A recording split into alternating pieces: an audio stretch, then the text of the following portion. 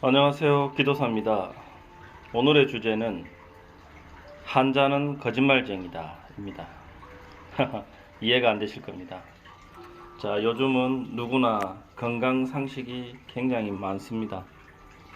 다양한 언론 매체를 통해 학습이 많이 되고 있습니다.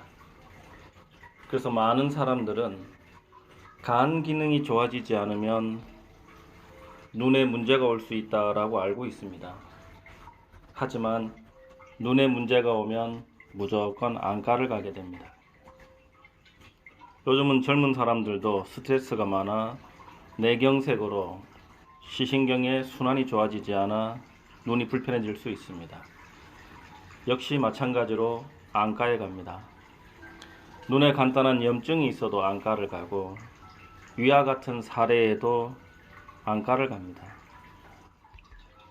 수없이 밀려드는 환자 속에 의사 선생님이 모두 다 정밀하게 진료를 볼 수는 없습니다.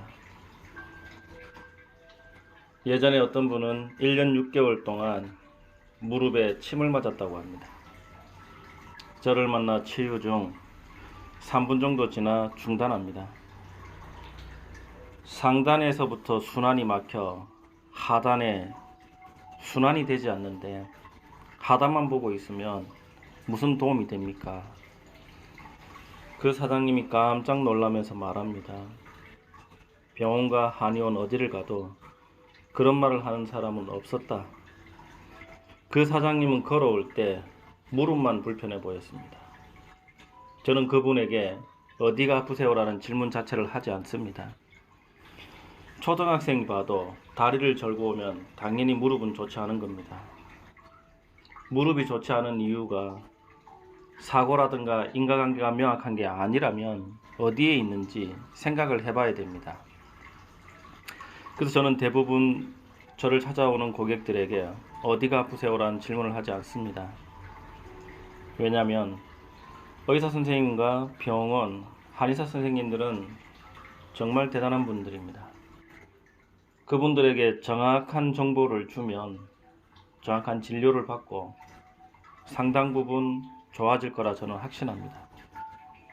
하지만 환자가 자기 몸을 모르고 육체의 현상에 속아서 병원을 찾아가고 진료 상담을 받습니다. 이미 처음부터 환자에 대한 잘못된 정보를 제공받고 그에 대한 치료가 들어갑니다. 과연 누구의 잘못일까요?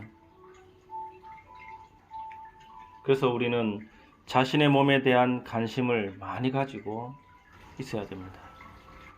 자신의 몸이 스스로 어디까지 회복될 수 있는지 알아봐야 됩니다.